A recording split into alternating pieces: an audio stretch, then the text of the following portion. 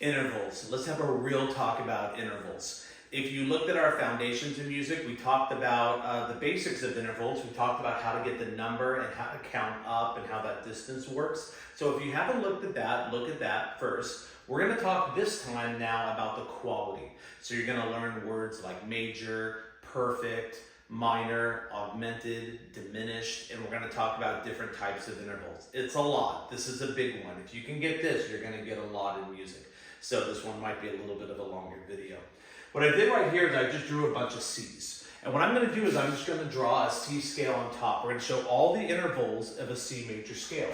So right here we have a second, a third, a fourth, a fifth, a sixth, a seventh, and an octave. I don't know why I did this extra one, okay? Did I do right? Second, third, fourth, fifth, sixth, seventh, octave. Great. Okay, so we know right now that, well, I guess I didn't draw a unison. I'm sorry. Why don't I draw that one so we have that as well? That's probably important, okay? And on that, I'm just going to draw the notes next to each other, okay? So now, there's different ways to think about intervals. Some people do a really good job counting half steps. That's great if you're a pianist, okay? But I like to do it by key signature. So what I'm going to do is I'm going to take a look at the key of C because the bottom note is all C. So my brain is going to think key signature of C as I do this. And as I do that, what I notice is, and again, that's the 1, that's the 2, that's the 3rd, that's the 4th, 5th, 6th, 7th, and I'm just going to write 8 here for the octave. Now, since all the top notes are in the key, they're called major or they're called perfect. That's the part that freaks people out. Watch what I'm going to do here. This is called a perfect unison, a major second, a major third, a perfect fourth, a perfect fifth, a major sixth, a major seven, and a perfect octave, okay? So they mean the same thing. Perfect and major, synonymous. It's the exact same thing. It means that the note above it lies in the key of the note below it. So what we do, our perfect intervals are the 1, the 4, the 5, and the 8. And our major intervals are the 2, the 3, the 6, and the 7, okay? And I'll kind of show you why we do that as we start to look at this in a little more depth, okay? So major, perfect, they both mean that the note above is in the key of the note below, okay? Now let's talk about some other really important words. So we know that.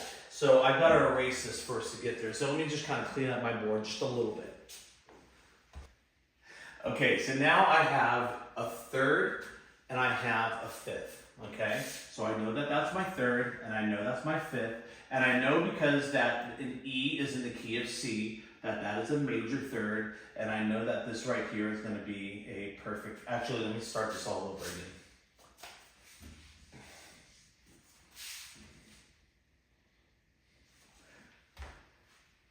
Okay, let's take a look at this. We're just going to look at the major third, okay? Now we're going to make some adjustments to this.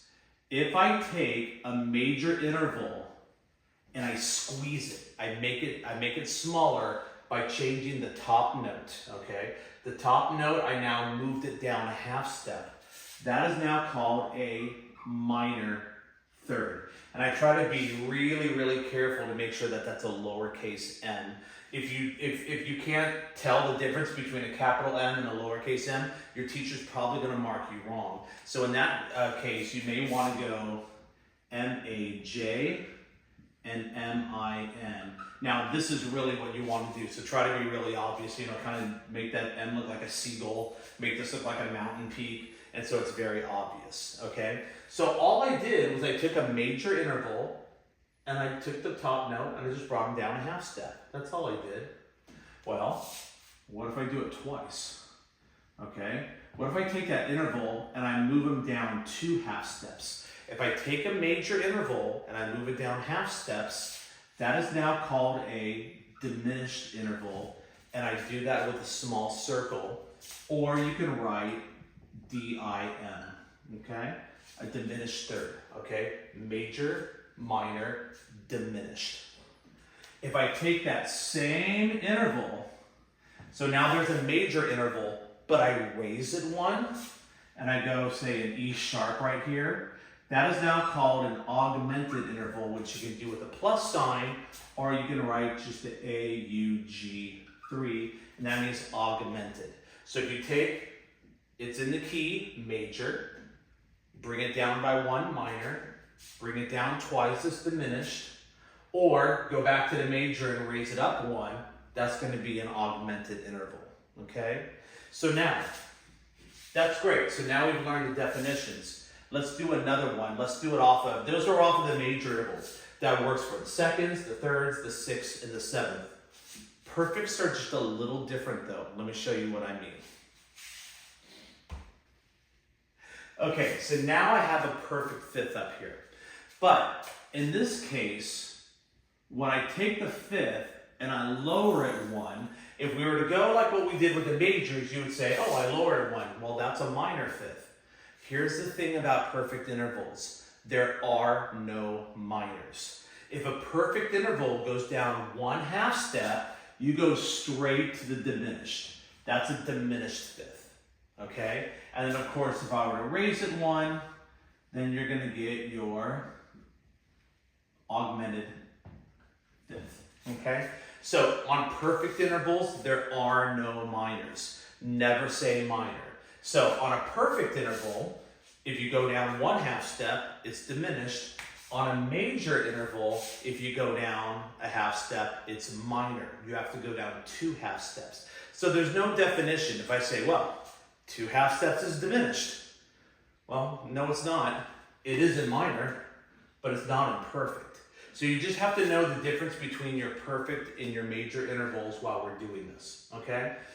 The only way to do this is to do a bunch of examples, okay? I'll do a couple here on the board, and then we'll have some worksheets for you to work on. We're not gonna make this one too hard, and then when we do make them harder, I'll show you a little trick that we use with inversions to kind of help you out with that. But for right now, let me just write a few, maybe 4 or 5 examples. Let's do them together and see if you can have some comfort with them. All right, I wrote 4 intervals on this, but please go through the worksheets that I'm gonna create. This is gonna help you a lot. Just watching me go through a few of these. So I put this in base clef. Let's take a look at what we have here. Now, numbers are easy. You can always get the numbers. So right here, 1, 2, 3, 4, 5, that's going to be a fifth. The question is now, what's the quality of the fifth? Well, now I'm going to look at that A. Now my brain is thinking the key signature of A. See why I made it such a big deal for you to learn your key signatures? Okay, so if that's the key of A, what flavor or what quality of E is in the key of A? Well, the answer is it's going to be a natural. So if that was going to be a perfect fifth, that would be an E natural. But it's not. It's 1 lower. What do I call 1 lower off of a fifth? I call that a diminished fifth. Now, if it were a third or a seventh, I'd call it minor. But because it's in the perfect category, that's going to be a diminished fifth. Okay? Let's take a look at this. 1, 2, 3, 4, 5, 6. That's going to be a 6. Now, in the key of A, sorry, in the key of C, my apologies, okay, what flavor of A am I going to have? Well, in the key of C, you should expect to see an A natural. A natural would be a major, but it's 1/2 step lower, and so this one we're going to call a minor sixth, okay, because it's one of these, so we go minor, not diminished.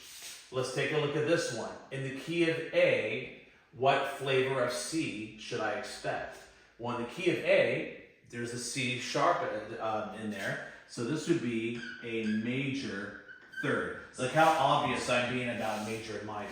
And then the last one right here in the key of G, sorry, in the key of B, that's the second time I've done that. In the key of B, what flavor D do I have? Well, think of your key of B. That has 5 sharps. F, C, G, D, A, D. Ooh, D sharp. I should expect a D sharp, but I don't see a D sharp. Okay, I see a D flat. So D sharp to D natural would be going down 1. Going to D flat, I went down twice. So this would be a diminished third. Okay? So know your key signatures, get them really, really well, and that'll really, really help you to do this. If I can show you just one more quick thing, okay? It's really easy to spot your perfect fifths because they will have the exact same accidental with one exception, okay? So for example, if somebody writes me a fifth, I'm just gonna write a bunch of fifths up here, okay? Here's a bunch of fifths, okay? I'm gonna make these both sharp. I'm gonna make these both flats. I'm even gonna make these right here both double flats, okay? Whenever you see a fifth, they will always have the same accidental for a perfect fifth. So these are fifths, they have the same accidental, fifths, same accidental, fifths, same accidental, with one exception, and that's your B to your F. Okay, so whenever you have a B to an F, that's where you're gonna have your problem. When you go B to F, to make it perfect, that F needs to be sharp. Okay, so you can look around when you see a fifth to say, is it a B to an F? And if the answer is no, they're gonna be perfect as long as the things are the same, right? Think about unisons, think about octaves. Again, same accidental. No weird stuff on it, they're just the same accidental. But on the fifths, they need to work out like that. So just be aware of that you have a little weird thing going on with your fifths. It's gonna be the same thing with your fourths also. Same accidental, except for your B to F. So BF is a weird one. Always look at your BF, or on a fourth, your F to your B. Okay, just kind of look at your B's and F's. Other than that, same accidental, and you're gonna have your perfect interval. All right? Let's take a stab and start working on them, and then we'll advance on to part 2 and make them a little bit harder, okay? Go for it, learn your intervals.